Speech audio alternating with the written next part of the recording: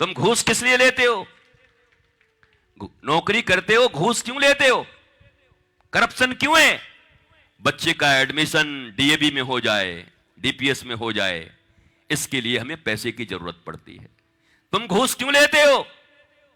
जीवन में बेटा बेटी या हम कहीं बीमार पड़ जाएं तो लंदन भी जाकर के करोड़ों रुपए में अपना इलाज करा पाएं, इसके लिए तुम लेते हो। इसके लिए तुम गलत तरीके से धन कमाते हो। क्यों करते हो? अगर कोई तुम्हारे ऊपर मुकदमा कर दिया तो मुकदमा करने के बाद सुप्रीम कोर्ट के उन बड़े बड़े वकीलों को, जिनकी फीस एक बहस की लाखों नहीं करोड़ों तक पहुंच जाती है, एक साधारण फार्चून का दुकान और केले बेचने वाले आदमी इतना कहां से लाएंगे? कैसे देंगे सुप्रीम कोर्ट के उस वकील को पैसे?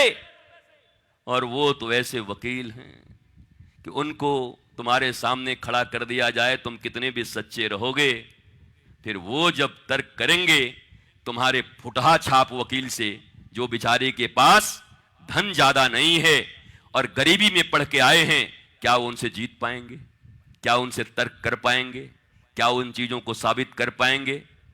वो क्रिएट कर पाएंगे उन चीजों को जिससे आपको सही न्याय मिल सके? भारतवर्ष नहीं, पूरा दुनिया जानता है कि मक्का और मदीना का नाम लेने से इस्लाम का याद आता है।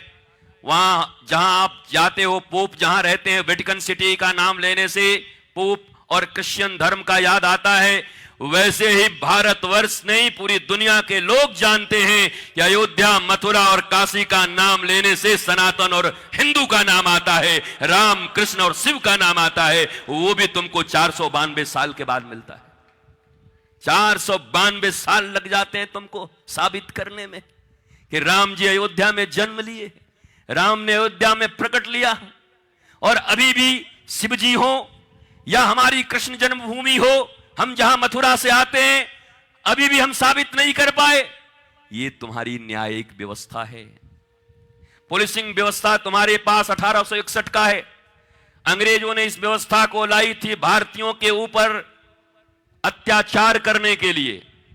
अभी भी वही व्यवस्थाएं चल रही हैं। अब कौन किसके ऊपर अत्याचार कर रहा है, किसके लिए? कभी पढ़ाते हो अपने बच्चों को, बताते भी हो कि एक जयपुर में, एक उदयपुर में, एक सूरत में, एक मुंबई में बंगले बनवाने में हो, बेटा 1 बंगला 5। और कई जगह ऐसा है कि बंगला 1 नहीं, बेटे 10। तो बंगले जाएंगे कहां तुम्हारे?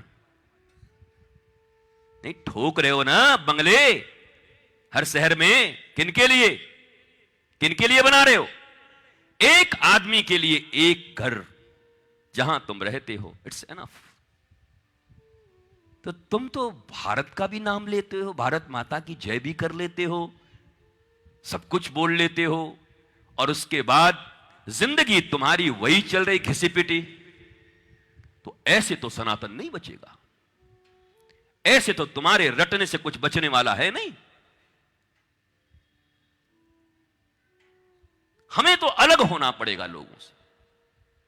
हमारे चाल चलन, नियम नीति, हमारे बच्चों के दिए जाने वाली शिक्षा दीक्षा, ये सब हमें अपनाना होगा। वो जोश आया एक दिन के लिए और खूब दौड़ गए इधर से मोटरसाइकिल लेकर, हो गए हिंदू। इतना सस्ता है हिंदुत्व, इतना सस्ता है सनातन।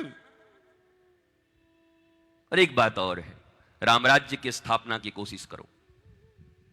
रामराज्य दैहिक दैविक भौतिक तापा, राम राज काहू को न व्यापा।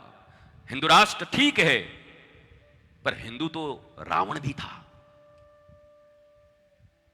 हिंदू तो कंस भी था। बोलो कौन सा राज चाहिए? अरे तर्क करो ना, बाबा मिलाए ना, एक करो।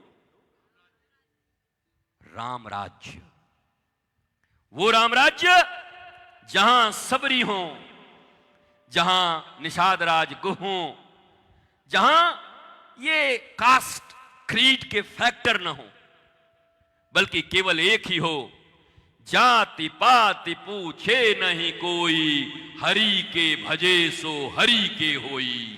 ये बात आएगी तब जाकर के सनातन और हिंदुत्व की बात कर सकते हैं। 500-700 वर्ष पहले भक्ति काल में दिया हुआ ये नारा था भक्तों का, वो कहां गुम हो गया?